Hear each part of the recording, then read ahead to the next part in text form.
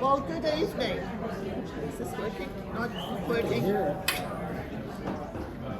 How much closer do I have to get it?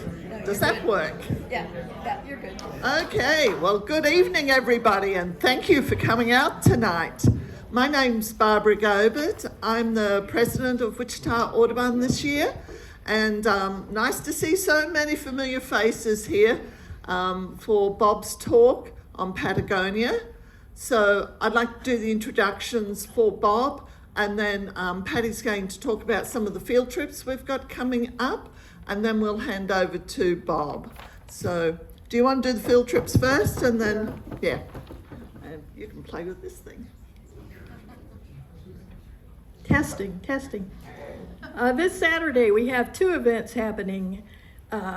In the morning, down at Chaplin Nature Center, our naturalist Liz is going to be doing a program called Wacky Woodpeckers. And there will be a short program about woodpeckers and then a hike around the Nature Center to see those woodpeckers. And then in the afternoon, we have a field trip to El Dorado Lake. We'll meet here in the parking lot out there, 1:30 p.m. And if you want to join us in El Dorado, we'll be at the Walnut River camping area at 2 p.m. And the reason we're going late is because we're going to go look for short-eared owls. When it gets to be dusk, we'll go up towards the Flint Hills and look for owls. So that's 1:30 this Saturday in the parking lot. Thanks, Patty. Okay.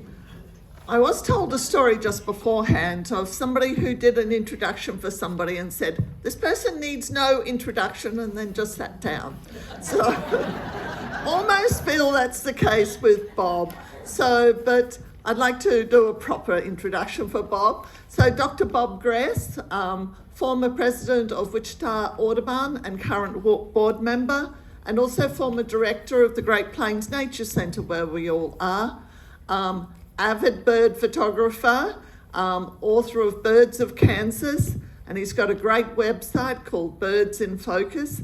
And so who better to give us a talk on Patagonia, not only of the birds, but also the mammals and other creatures that he probably found down there as well. So, with no further ado, I'll hand over to you, Bob, and thank you.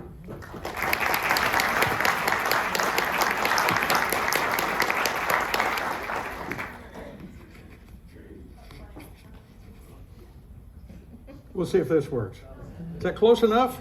Volume all right in the back? Okay. Well, good evening, everybody, and thanks for coming. And I hope that we have some fun tonight. I guess that's on my shoulders to make that happen now.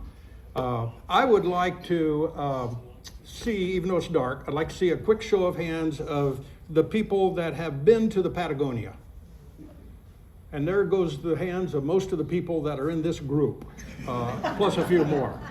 So I'm going to present this sort of like a travel log. It's going to be roughly in the sequence that we went, but there's going to be a bunch of information and stuff stuck in there. So this is an adventure to Patagonia, the Patagonia region of Chile. We did not get to the Patagonia region of Argentina.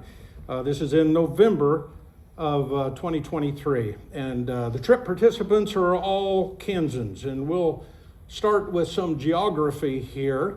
There are about 8 of us that are Wichita Audubon Society members. I think most of them are here. I did not see Tom. Is Tom here? Yeah.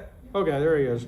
So there's going to be at least 10 of that group that can answer questions afterwards. So we got plenty of people that can answer questions. So a little bit about Chile. So we got 3 maps: South America, Chile, and Patagonia. And clear at the very top, you'll see Chile. And if you are pronouncing that country in Spanish, we're going to visit Chile tonight. So we're going to look at a couple of things here. The yellow star that's right here, the yellow star that's in the middle map is Santiago, which is the capital of Chile. The little diagonal there, this diagonal, and that diagonal up there roughly shows us where Patagonia starts in the southern tip of South America. We're going to visit a couple of different places. One of the places we're going to visit is right there. also right there on the maps. This is Chiloé Island, and this is our first stop, and we'll get a chance to check it out, and then we're going to finish up in the very southern area, right down here at Tierra del Fuego, and just a little bit north, the Torres del Paine National Park. So those are the places that we're going to be visiting here this evening. First of all, though, I want to give you a little proximity of why is the Patagonia unique. And the reason it's unique is because of its proximity to Antarctica. And we normally look at a globe by looking at the equator. Well, here we're going to go clear down underneath. We're going to look straight on to Antarctica. And a couple of things I'm going to point out. The blue dot that we see in the middle of Antarctica is the geographic pole. The true magnetic pole actually lies in the ocean off to the side. But if we're looking at Antarctica, we can see how close it is to Patagonia right here. And this is the Chilean territory that's called the Antarctica Territory. And if we look over here, we'll see that there's a little slice that goes clear down to the geographic pole. And Chile claims that as a territory like we claim Puerto Rico and the Marianas Islands and some of the other territories of the US. But take a look at the world when viewed from Antarctica with South America over here. Here's Africa and Madagascar and India, Australia, New Zealand, and the proximity to Antarctica. Surprising to most people is the size of Antarctica. If you take a look at Antarctica itself, geographically, square miles, it is equivalent roughly to all of the United States and Mexico. That is a huge continent that we have down there, and one that is seldom seen and seldom visited. But today we're not going to Antarctica, we're going to Patagonia, but it is strongly influenced by that proximity. Here's a look at the Chile flag and the Texas flag. You can see some similarities. Chile actually got the flag first, by the way. After an all-night flight from Houston, we stopped in Santiago for the night at the Holiday Inn, and that Holiday Inn is located between the domestic and international terminals in the airport. So it was an easy place to find. And then the next morning, another 2-hour flight south to Chiloé Island. We stayed at this lodge for 3 nights while exploring the rainforest here. And I want to point out the roof line that we see up here on that building. Whoops, back it up. This roof line up here is meant to replicate a tree that has been felled by a chainsaw.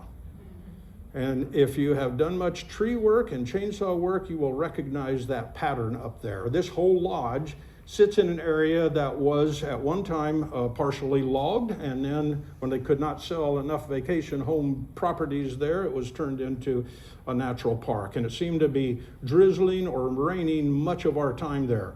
Birds were few, we didn't find many, but we did find this little skulker. This is a Chacao tapaculu.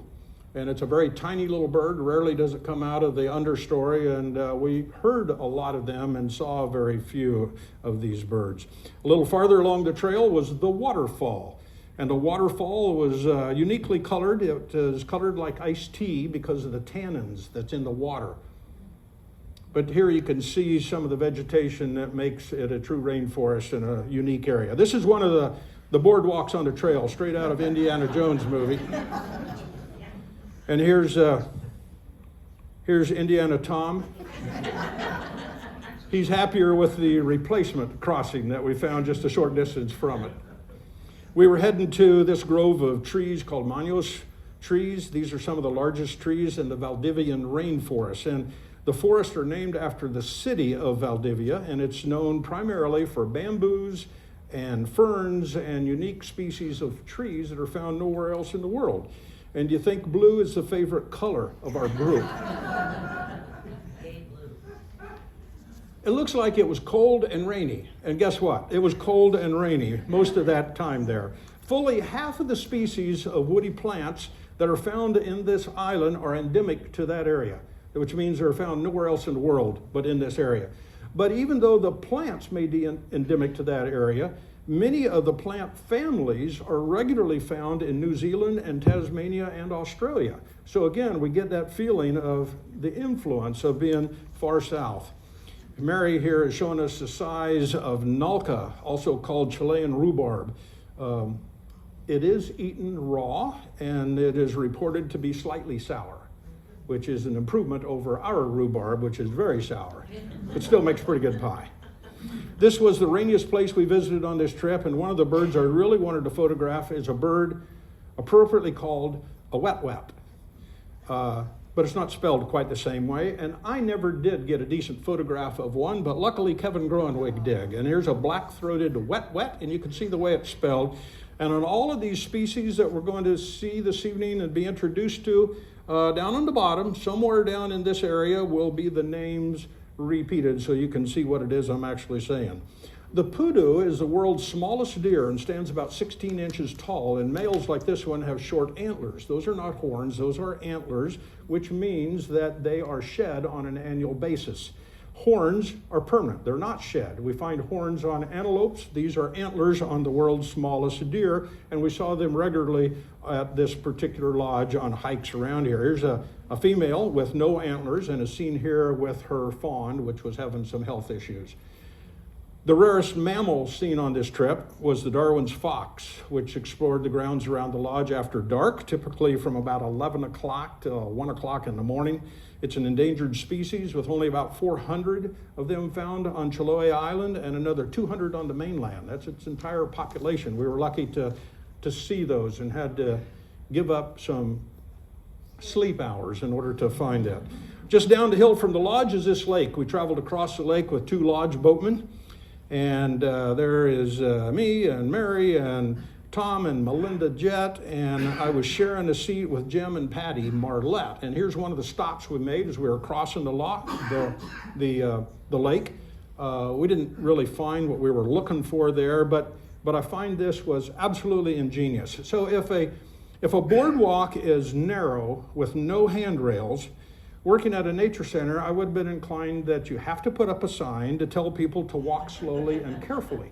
Down there, they simply took out some boards. And it had the exact same effect on everybody. Everybody walked carefully and slowly. I thought it was just a brilliant idea. Getting back into the boat, there's a stick on the left, which was a frequent perch for Chilean swallows, which look much like our tree swallows, but with a totally white rump, which is obvious when in flight. And seen here were 2 species of parakeets. The slender-billed parakeet on the right is featured on the 2,000 Chilean peso bill. 2,000, which is the equivalent of about $2.45. Our next stop on Chiloé Island was a 2-hour trip to the Chapú River. And this is the second longest river on Chiloé Island. It was a gorgeous morning heading up the river, and remember this image. I'm going to show you another one here in a minute. Here we saw black-necked swans, which we saw at several locations on this trip. On the river was a breeding colony of about 2,500 brown-hooded gulls, which remind me a lot of Franklin gulls, which come to North America to nest in the northern pothole region of the United States. Our Franklin gulls, by the way, which look similar to this, they winter in South America and actually winter off the coast of Chile, but typically in coastal waters rather than on inland waters. And so they look similarly but are different. The Chiloé widgeon, like Chiloé Island, takes its name from a native word that means place of seagulls. This is the red gartered coot, and this is the largest grebe in the world, the great grebe, which is about the size of a loon. And the snowy crowned tern, breeding adults have the orange and black and yellow tipped bills. And that blue sky of the morning turned into rain, which we have come to expect every day that we were on that island. That blue thing is Patty Marlette.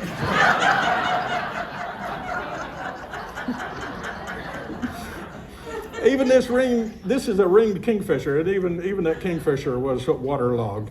After the river trip, we went up the hill overlooking the river for lunch, And the lunchtime was a great little spot for lunch. And the food was pretty good until the rufous-tailed plant cutter put in his appearance. We grabbed our cameras and a bunch of us ran outside. Other people that were less inclined decided to keep eating. Plant cutters are kind of cool birds. They feed on leaves and flowers and often are found cutting grass on lawns. Now, not in significant numbers to actually replace a lawnmower, I'm afraid, but males like this are actually quite colorful. They have a kind of a goofy looking eye, and females are brownish with streaked chest. We also saw austral thrushes behaving and looking much like our robins, and we found them in nearly all areas that we visited throughout Chile in our whole time that we were there. Our van and trailer at the next lodge, still on Chiloé Island. And this was a cool place. It's a beautiful location overlooking the city of Castro. And our group of rooms are right through that little hole. The next morning, another 1.5 hour drive for a pelagic bird trip on the Sea of Chiloé between the island and the mainland. So between the island and mainland, doesn't sound like it's very far. We went about 20 miles out, which was about halfway to the mainland. The boat trip had a nice cabin and tables, and it was a good place to go in there and get out of the wind and cold for a while, but it also had a top deck, which was great for searching for birds. Still on the shoreline, we saw several pairs of flightless steamer ducks. The bird on the left is kind of opening his wing there and showing us its characteristic undersized wing feathers, which makes the species unable to fly. So none of these can fly, and they're kind of a bit chunky domestic duck looking type of a bird. This is a colorful imperial cormorant. It's only found in Patagonia and the nearby Falkland Islands. So a little more colorful than the ones that hang out around Twin Lakes every day for us. The kelp gull is found throughout Patagonia and along both coasts of South America. It doesn't eat kelp, but is a predator like almost all other gulls are. We came here searching for pelagic species, which describes species typically found away from the shoreline and at home on the deep open ocean. And this crossing to the mainland was wide enough and deep enough that we found pelagic species out there. And this is a sooty shearwater. Magellanic diving petrels are another species found only on the southern tip of South America. So to see these birds, it was watch and wait and search for birds approaching our boat. This is one of about 3 black-browed albatrosses that came in close to the boat while we were watching. Pink-footed shearwaters would shear along just barely above the water, and sometimes their wingtips would touch as well. And a Chilean skua is a stocky gull-like seabird that when in flight shows white wing patches in its wings. So why were the birds flying into the boat for us to watch? Well, this buoy roped to the back of the boat has a package of fish parts, and it was leaking juices into the water and fragrance into the air. And when using fish parts or oil to attract birds, it's called chumming. So we were chumming for pelagic birds. The water had a very thin slick, visible, probably more visible to the birds than to us. And many birds, like the albatross, can actually smell this slick of oil from over 10 miles away. And to them, it smells like food. So they're coming in to see what food might be available for them. So yum. And if you look carefully, there are external nostril tubes on the top of the beak of these pelagic birds. This is a Pincoya storm petrel. It's found in waters around the Chiloé Island. And you can see what looks like a little bump up there on his beak. Now here is a little better view of the pink-footed shearwater. The external tubular nasal passages on top of the beak collectively belong to a group of birds that are called the tube noses. Those are the tubes. And all tube noses are pelagic birds. And they include albatrosses, shearwaters, petrels, and storm petrels. And these tube noses are unique because of those outside nostrils. On the way back to shore, we were joined by a flock of tourist watchers, and here they come right to the boat. These are penguins. These are Magellanic penguins. The next day, we had a whole day devoted to looking for penguins and other critters. The next day, we'd see more penguins.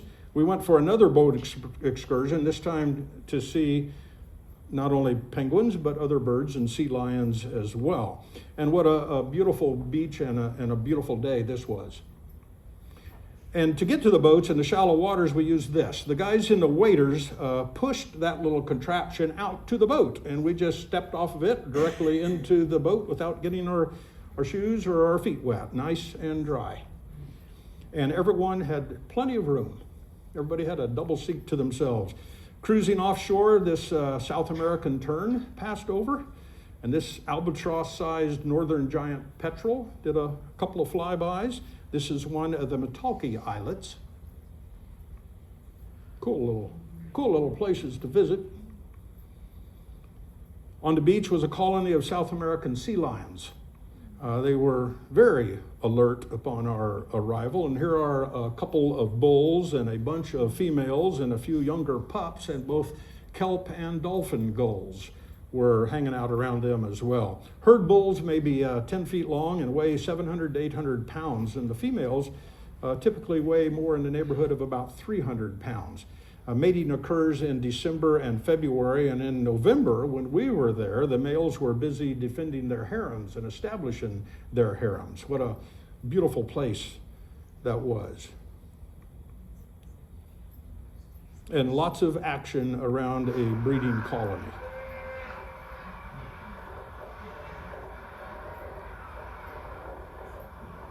And the boat kept moving too.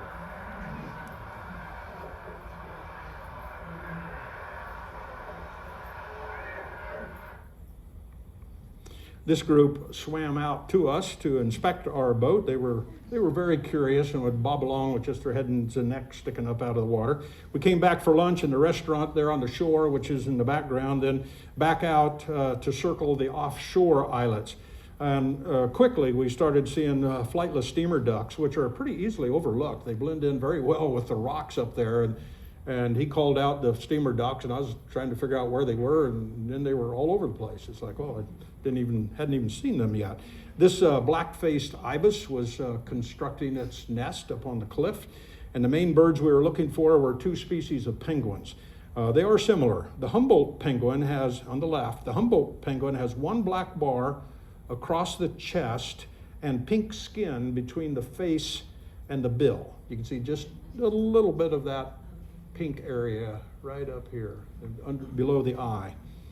The Magellanic penguins have two black bars across the chest and were much more numerous than the Humboldt penguins. In fact, I think that was the only Humboldt penguin we saw that time of day. If we'd have stayed later, we would have seen much more of them.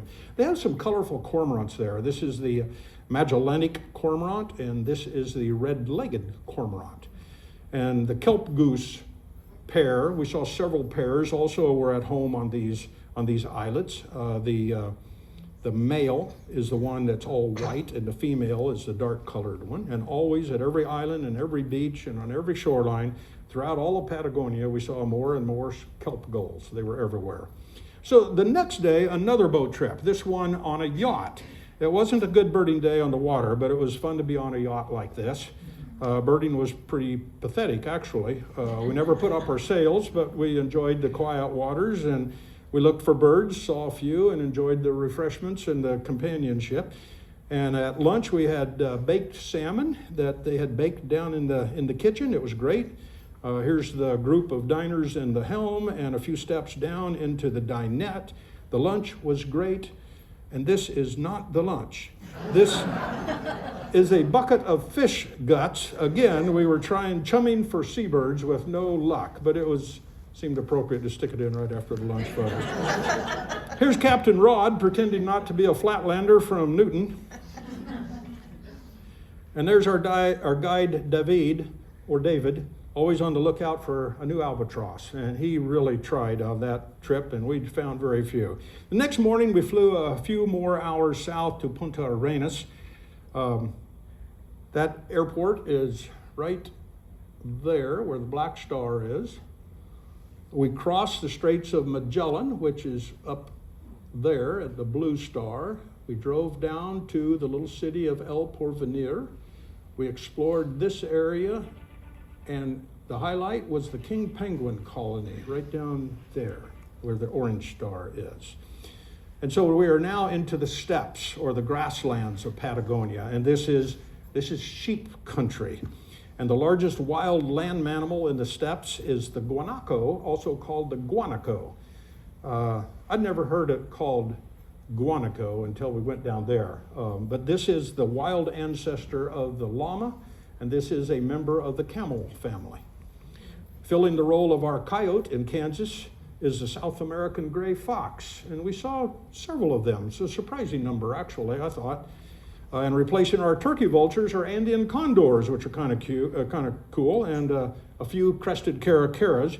Condor adults show the white, like this one and this one and this one, and the immatures, like the one over there and over here, are all dark for their first 5 years. And they have a wingspan of 10 to 12 feet, and there we see several condors, or caracaras that are around them as well.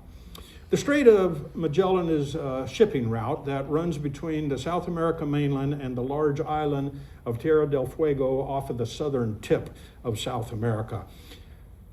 It was discovered by Magellan in 1520, and he actually came from this direction up here, came down, stumbled through this area, and back out.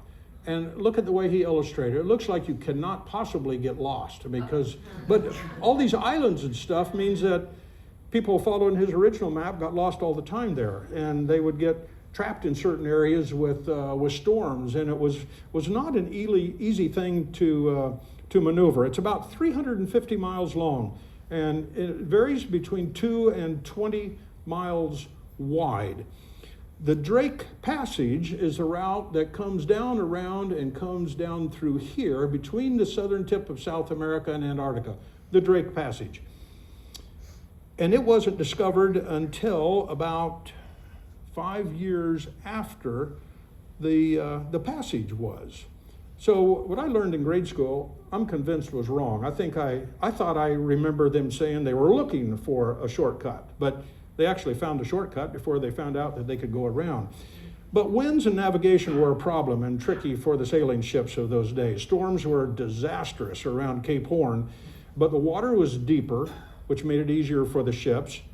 There were not shorelines that you could get grounded on, but weather forecasting was unheard of during that period, and so there are recorded 800 shipwrecks that are scattered through this area down through here. And there are shipwrecks up here too, because when storms hit up there, they had nowhere to go but get blown into the shorelines. And so this is an area that took a lot of learning about the consequences before they ever did figure out how to work their way through that. Crossing the strait today is pretty simple.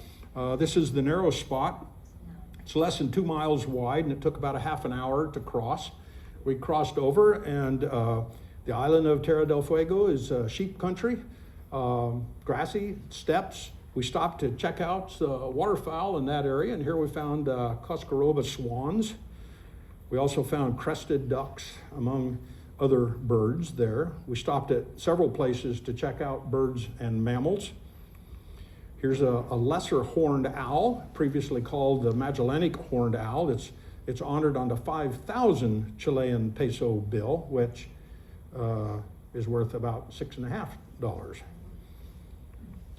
Red shovelers swim around in circles and feed like northern shovelers here in Kansas. And with bright red legs and beaks, the dolphin gulls were on the edge of the town of Porvenir. Porvenir reminded me of small coastal towns of Alaska. The towns are old, and they are weather worn, and they are nearly treeless. Here we stayed at the Yendega House. There's where we stayed. It was a simple lodging, and it was owned and operated by the brother of our guide, David. And at one time, David owned and operated that before he turned it over to his brother and took up guiding, I guess. A short walk took us to a terrific restaurant with great food and a quality chef that none of us expected at this remote location. It was great food there. Roads across Tierra del Fuego were mostly like this, which if you're from Kansas, looks like a good country road to us. If you're from other parts of the world, you think, well, gee, the roads are terrible. They're made out of rock, and it's not unheard of where we're from. There was a paved road that's under construction, and in the next few years, I'm sure that that will be finished. We stopped at several locations. In the distance, we see the blue waters of the Straits of Magellan back there in the background. We went on a 3.5 mile hiking quest for a bird on the shoreline of Laguna Verde. It was stark and windy and cold and rocky, and it was great. We saw several new birds. I love the names of these birds that were found. There's a ground tyrant and a Sierra finch, and these especially, the scale-throated earth creeper. Every time I see a bird named earth creeper, it makes me smile. And look at that one, plain-mantled tit spinetail. Well, it takes a while to get used to a whole new birds that were found there. But here's what we were looking for, Magellanic plovers. These rare shorebirds are found only in the southernmost tip of South America. It's the only place in the world they're found. And these birds are unique in the bird world and are the only members of their family. There are no other birds that are related to these plovers. The guanacos living on Tierra del Fuego are genetically isolated from the mainland guanacos because of that 2 miles across the strait. And here, most of them have a nearly all black face. The highlight of Tierra del Fuego was visiting this site called King Penguin Park. Human archaeological sites dating back some 6,000 years include bones of king penguins. Some think the king penguins may have actually still been there after the Europeans in the 18th and 19th century began to settle in that area. Rare sightings, though, continued to occur for the last hundreds of years. And in 2010, a breeding colony of 8 birds showed up on their own in a remote spot of Useless Bay and established a colony. King penguins are not found in Antarctica, but are found only on the islands north of Antarctica, and the only non-subantarctic island that they're found in is this spot right here on the southern end of Tierra del Fuego. So this is a bird. The current colony is the only colony found outside those islands and is doing well with tourism. People are enjoying the opportunity to see these penguins. King penguins are the second largest penguin species and may stand 3 feet tall, and they weigh about 35 pounds. So they're a pretty good sized bird. The colony overlooks Useless Bay, which is connected to the Strait of Magellan, but it's not on the main thoroughfare. I mean, you have to be lost to get down to this particular side channel of the straits. King penguins are considered among the most beautiful of all the penguin species. Unlike other birds that nest in colonies, king penguin colonies are occupied year-round, and birds may be in any stage of the breeding cycle. And so they're not all together, they're all scattered about. We saw pair interactions of penguins. We saw them performing their courtship displays to each other. We saw them bowing and bobbing to each other, and we actually saw mating as well. These birds are likely incubating eggs, but I never saw an egg, and I don't know if anybody in our group ever actually saw an egg. They don't have nests. The single egg is incubated on top of the feet, and a fold of their belly skin comes down and covers the egg to keep it warm. And when incubating, they oftentimes will stand there with their toes turned up to keep the egg from rolling off their feet. So there's a pretty fair chance that these birds might have actually been in the incubation process.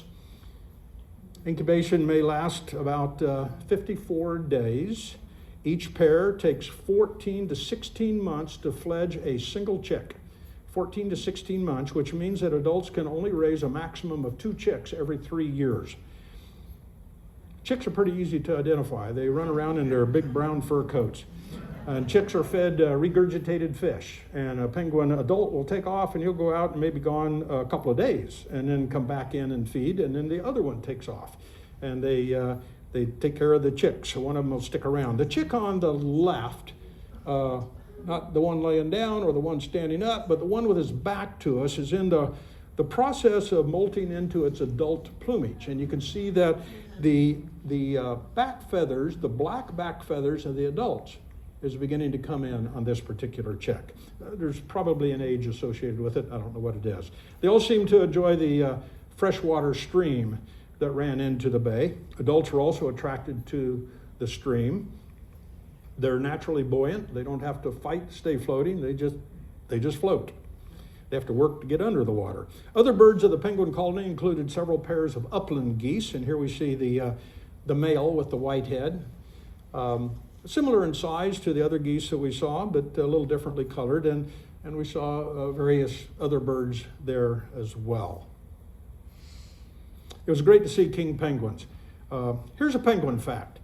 Of the 18 species of penguins in the world, only 5 are typically found on Antarctica. And most people think they're all found on Antarctica, and they're not. Only about 5 are found on Antarctica of 18. The remaining 13 are all found in the southern hemisphere, but not Antarctica. Kind of cool. Our next destination is the Torres del Paine National Park. It lies about 200 miles north, and so we were right down here, about where the inn on Punta is about where the penguin colony was, and so we went back across the strait, and then we took roads up, never getting into Argentina, which is over here. The little town of Punta Natales is where we eventually would fly back to Santiago, and then the Torres del Paine National Park is right up in this area where we would spend the final portion of our trip. It contains some of the country's world-renowned mountain views. Across the steppes of Patagonia, we reached the village of Cerro Castillo. This was our final lodging for the last 4 nights. This is ranch country, and the decor was saddles and sombreros and sheepskin. Our van and trailer had been swapped for Toyota 4Runners. This is a private ranch of Estancia Laguna Amarga. And it was snowy there. The large ranch shares a boundary with the national park, and here we had access to look for pumas. We had arranged for a private puma tracker to help in our pursuit, and we had snow off and on our entire time there. The guanaco is a member of the camel family, like I mentioned earlier. It's larger than the other South American camel relative, the vicuna, which lives farther north in South America. But the guanaco, this guy, is a wild ancestor of the llama, which I mentioned. The smaller guy, which lives a little bit further north, the vicuna, is a wild ancestor of the domesticated alpaca. So we know where llamas and alpacas came from. They came from these ancestors. We found guanacos in herds of more than 50, and we also spotted single animals occasionally as well. They may weigh as much as 200 pounds, and it takes a healthy population of these animals to support the large puma population of the ranch and the adjacent national park.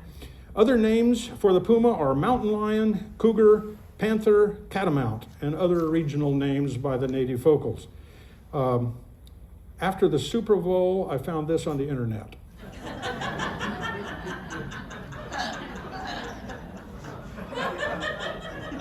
Now you understand that encounter and what it was all about.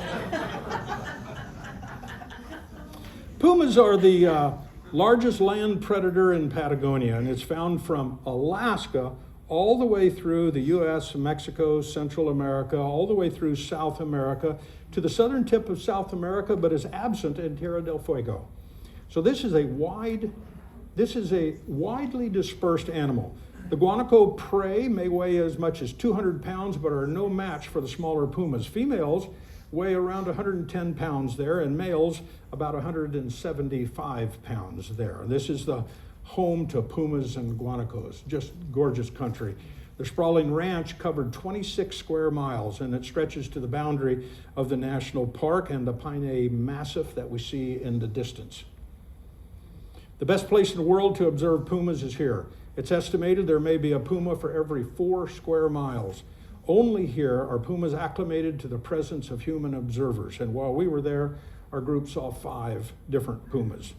I'm sure guanacos see them on a daily basis, certainly a regular basis. This guanaco stands with the torres, or the towers, behind it, and they rise to about 8,200 feet above the sea level. And only after I got home that I noticed the similarity between that photo I took and that 1,000 Chilean peso note. You can see the same peaks and, well, probably not the same animal, but it was kind of cool. Pumas are always alert for guanacos. That's their food. And while much of the herd grazes, there always seems to be a few guanaco sentinels that are on the lookout and are always watching. And they have a high-pitched, horse-like whinny that signals the herd, or the rest of them, of intruders, whether they happen to be human intruders or pumas. Guanacos know the alarm, and when they hear their alarm, they are alert. Pumas are efficient predators. They blend in with the landscape, and they have plenty of stealth and patience, which a large predator hunting needs. They kill a guanaco about once a week and gorge on it for several days. Pumas hunt late in the day, through the night, and early in the morning. And this is a pre-sunrise shot of the ranch when we were out looking for pumas. This is the crew responsible for showing us the pumas. There's the drivers and our guide, David, and our four-wheel drive vehicles that we managed to get stuck twice, I believe. Pumas are challenging to see. Only 30 yards from our group, 2 pumas have made a kill. They're fed, and now they're relaxing next to shrubs and paying little attention to us. So I had to switch to my telephoto lens. The animal on the left is a puma known to the trackers as Patagonia. Patagonia and her cub from last year is about 10 years away, or 10 yards away. Over there on the right is the cub. Patagonia is a celebrity of the BBC documentary on pumas of Patagonia. This animal is about 5 years old now and is pregnant and maybe close to giving birth. And if you want to see more about Patagonia, just go to YouTube and look up Patagonia, and you can see more about that in a documentary. Her cub is suspected to may have actually made the kill because of the mom's pregnant condition. They think that maybe the cub actually killed it. The cub has a thinner face and doesn't show the ruff of fur on the cheeks that make adults appear to have a little bit larger heads. Mom moves for a different view. Either she didn't want to look at us anymore, or she decided the pair should be surveying the landscape looking in opposite directions. I'm not sure which. This is an Austral Negretto, a small flycatcher, was flitting about and around the puma pair, which I couldn't pass that up. That's a pretty bird too.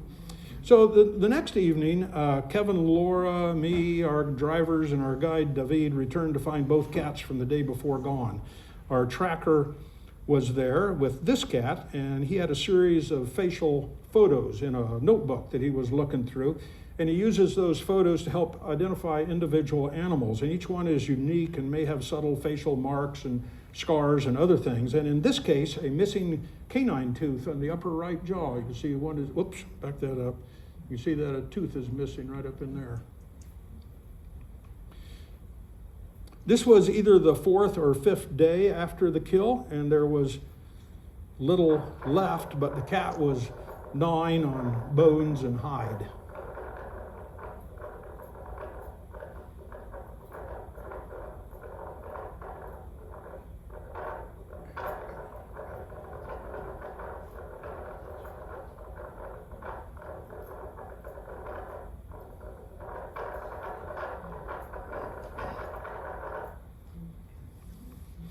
So how far away were we? So there's David, our guide, on the left. There's Kevin on the right. My shadow is in the middle.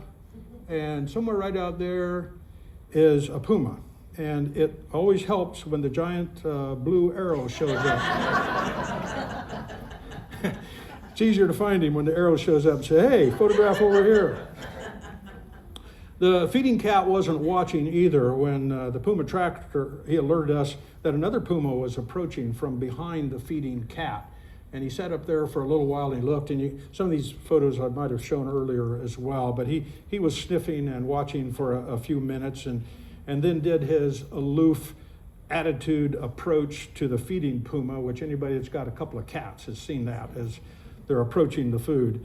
After a few snarls, the original puma on the left gave up the carcass to the new cat. And check out the broader face and the head on this cat, showing it is older and likely dominant. And all of these cats know each other and will likely have encountered each other many, many times in their past and may actually be parents and offspring. They may know each other very well.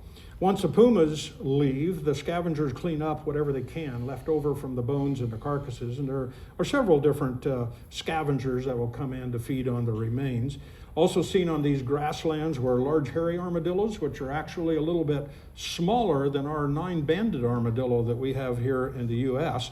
Lesser rheas are relatives of African ostriches, and they may stand about 5 feet tall. They were named after the Greek goddess Rhea, daughter of earth and sky.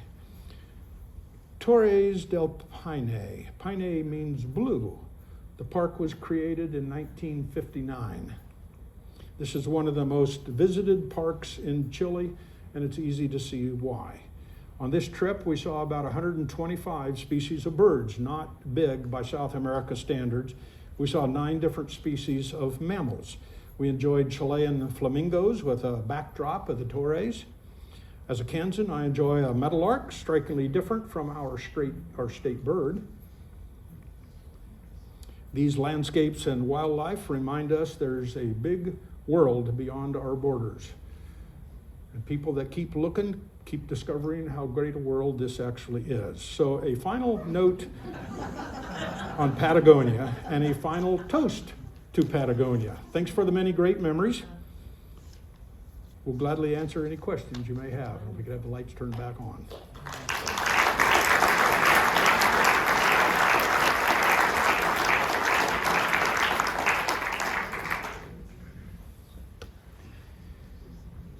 And feel free to pick out any of the people that are traveling and ask them questions too. They didn't agree to do that, but yes. Yes? You're on a ranch and cattle ranching is a big thing there. Is there problems with these predators and cattle? Sheep ranching is a big thing. Oh, sheep ranching. Not cattle, but sheep. Oh, is there problems with sheep? Yes, and the answer is yes. And there was a time when the competition was eliminated. In other words, if you're raising sheep, kill out everything that eats grass, the guanacos, kill out the predators. Well, the few predators that surrounded the area kept coming back in, and there were no more guanacos. So the ranchers started doing a little bit different things down there, and one of the things they started doing was allowing the other grass eaters, the guanacos, to live there, which are the primary food. So they still share the area. There's also tourist dollars and crazy gringos from around the world that come in to see pumas. And the trackers are hired to help show us those animals and recoup some. That particular ranch doesn't have any sheep anymore. They had a couple, was it a hailstorm? They lost most of their sheep in a disaster, and I don't remember exactly what it was. And rather than get into the sheep business and then handle all of the marketing and the transporting and everything else, they decided to go into tourism. And the puma population continues to grow. Now the question is, if you're a wildlife biologist, is what happens? And they're not there yet, but there's going to be answers in the future that they're going to have to figure out what to do with a growing puma population because it can't grow forever. But 1 every 4 miles, that's a lot of pumas down there. I've looked for them in North America my whole life and never seen one. Any other questions? Had a few more hands, yes. What preys on the king penguin? What preys on the king penguin? Seals. Sea lions. Sea lions, yeah, South American sea lions. Well, that'd be like a Thanksgiving turkey to a sea lion. That's a big chunk of blubbery bird to chew on. Any other questions? Yes. Were you there at a warmer time than usual, or colder, or do they have changes in the climate? So we were there in November, which is the beginning of their spring. So they're opposite of us, and so when we go in our winter, it's summertime down there, and vice versa. So they were just going into their spring period. So more of the birds were beginning to get territorial, and we were seeing some young waterfowl, which even up here, the waterfowl young are usually the first young birds that we begin to see. So springtime for them. But you know, I never thought about the cold that much until I got home and I started looking through the photos. We looked cold. I mean, we were in coats the whole time, and we would get up and everywhere we went, we had rain gear and we had coats and we were layered up, and I didn't think about it that much when I was there, but it was like, well, it wasn't like today, but it was cool. Yeah, you wouldn't- Above freezing, except where was snowing. Yeah, it was above freezing, and most of the times, I think in the mornings, it would be in the upper 30s to 40s, and then warm up to upper 40s to low 50 on a couple of days. And So is there very much migration of birds there? very much what? Migration, when it gets to be their winter, do they move? Or- They get migrants, they get our North American migrants to go down. A lot of our shorebirds were there. Almost all of the birds that we were seeing were kind of new to us, except shorebirds. Shorebirds and gulls, and we'd stop and there'd be a bunch of shorebirds, and guide was trying to look at shorebirds, and I reminded him that we're from Kansas and we have Cheyenne bottoms and Quivira, and all of these birds, and maybe even some of the exact birds, it might have been the ones that we've seen up here. So we didn't spend a whole lot of time chasing shorebirds when there's things that we'd never seen around. But there was a little bit of overlap. But 125 species, to put that into perspective, if you were to bird in Colombia or Brazil or Ecuador or Peru, a bird list over a 2-week period of time would put you up into 250, maybe 300 species. And down there we had 125, but everything was new. Yeah. I just wondered how the stargazing was, or was it cloudy at night? Some nights it was. I mean, it went out and looked, and it's like, oh, I don't recognize too much up here in the sky. But we didn't really have a stargazing event or go out as a group. But it was kind of interesting to go out and look for the Southern Dipper and some of those things that we're too familiar with. Other questions? Yes. Is there a particular bird you wanted to see that you did not get to see? Particular bird that we wanted to see but did not see? The answer is yes, but which one? There's always birds you look for. You know. What was it, Kevin? I can't think of one. More albatross. Yeah, there were a couple of albatrosses that we missed. Yeah. Oh. Oh, yeah. That most of the group missed that one. And we almost everybody heard it. I got a real terrible glimpse, but I was picturing this gigantic woodpecker on the side of a tree, which we never did find out. I got to admit that the things I really wanted to see, I really wanted to see pumas, because they're so hard to find in any other part of the world except down there. And so just to see one and to watch one was really pretty cool. And penguins are just they're just an oh my bird to everybody. Just because we're not familiar with penguins, if you live down there, it's just a penguin. But if you live from Kansas, it's like, that's a penguin. And the king penguin is just one of the gorgeous ones, because some of them are kind of plain colored as well. Yeah.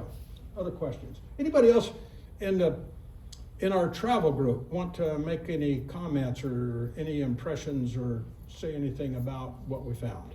Kevin, Patty, Jim, Tom, Melinda? You covered it all. How important is Spanish? How important is Spanish?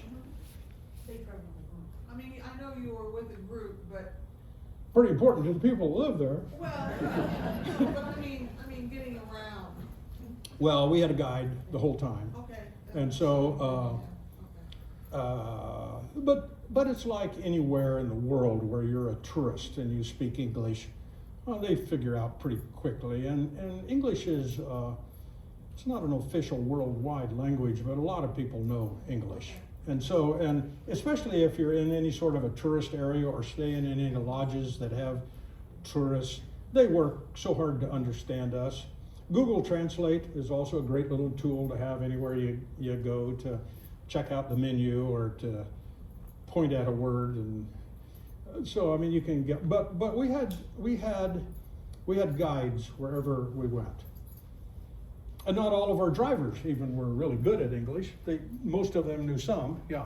So how long did it take, before November, how far in advance did you start planning? And then how long did it take to put everything together?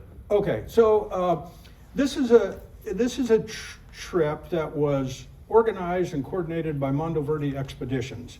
And for Mondo Verde Expeditions, I work as a leader, which only means that I help recruit people to go. I pay some, but I get a little bit of a discount though. And Mondo Verde Expeditions, who is based out of Colorado, worked with, what's the name of that company? What was it? I'm trying to remember. Yeah, but it's in Punta Arenas is a company that made all of the local arrangements. So we have a company in Chile that makes all of the local arrangements, and David worked for that other tour company. Mondo Verde Expedition handled and coordinated from the U.S. end, and then I coordinated with the group. And we, at least a year in advance. I mean, most of these trips are, much of that same group is going to Botswana here next month. And a few of us are going to India then this coming fall. And then we'll be looking for another good destination for next year. What part of India? Any other questions? What part of India are you going to? The area south of, what's the main city we fly into? New Delhi, yeah, south of Delhi. It's mostly national parks. We'll be getting, you always, no matter any wildlife groups that go somewhere, we may be looking for wildlife and visiting national park and looking at birds and looking at mammals, but you also eat the local foods and travel through the cities, and there's always a cultural aspect as well. Now you can also get trips that don't have any of the wildlife stuff, but just have the culture. So, I mean, you have to kind of decide what sort of a group you want to travel with if you want to go to those places, and decide where your interest is, and then try to find a group that caters to your interest in whatever the foreign country has to offer that you're interested in. So, good question, yes? Did your local guide make it easy to translate the common names of the birds and the mammals into English from their native Spanish? No, he did that. I mean, he leads a lot of U.S. groups, so he was good at it. Spoke the names English fluently. Yeah, he was fluent, had a little bit of an accent, but hey, we're from Kansas, we have accents too. But it was really a memorable trip and a very fun place to go. Tom, did you want to add anything, Tom or Rod? Well, and I was gonna say too, that I think our guide was, probably a lot of the people that he leads are maybe a bit more touristy and wanna see the mammals, but having a birding crew, I think he was a bit surprised at how proficient of birders we were, and he had to kind of be on his toes a little bit. We're going to Africa, going to Botswana here in March, and one of the things we kept saying is, I mean, everybody that goes there just wants to see the big megafauna, wants to see the big mammals. But it's like, well, we want to see them too, but we want to see the birds. We like to see snakes. We want to see anything that's alive and moving and makes that area unique. And so we usually communicate specifically to the guides and drivers even after I get there. I'm going to remind them that, remember, this is a birding guide, and we don't want this vehicle to have only the birders and the other vehicles not. And so so we need to let the guides know what we're interested in, and they're usually very good at it. Tom, anything to add? Rod? No. Charlie? On the tube noses, do they have a flap? What's the reason for that adaptation? The tube noses? Well, one of the things that tube noses, that whole group of birds is known for is living on the ocean without going to land to get fresh water. What does drinking salt water do to you? It messes you up big time. what would it do to the birds? It messes them up unless they've got a special system for dealing with it. And with a lot of those birds, the tube itself is a special device that is used for removing the salt from the water and giving them usable water. How that works, I don't have any of you other biologists know how that works? It's expelled through. It's expelled through that nostril. And and most other birds that have the nostrils too, a lot of birds have those nostrils on the inside of the mouth. And snakes and stuff have that. And so the nostrils of birds can be on the sides. They can have the tubes which are used for the salt. And I think that's one of the things that makes learning about different types of life so fascinating. And if you're only into birds, you miss everything else that's going on in all the other animal species. And that's why learning about wild things is fascinating. Were they proficient in talking about the vegetation as well? Like some of the fungus on their rock, the Yeah. rocks were really colorful. David did everything he could. I mean, he was pretty good with the vegetation. He was a pretty good naturalist, actually. Yeah, he knew a lot about the trees. Yeah, knew a lot Chloe about Island, the trees. real interesting. Most of these guides in Brazil, when we were down there, they're pretty all-round good naturalists, which is what you're looking for. We don't want somebody that only knows one thing, because our group is a diverse group of people going, and we generate all sorts of crazy questions. It frustrates them sometimes, but I think that that's the way you learn, is to keep asking. I've taken enough of your time. All of the group will be happy to answer any questions. Feel free to come and corral any of us for any additional questions. And I believe we've got some food available back in the classroom. And anybody else have any Audubon announcements? Thank you all for coming.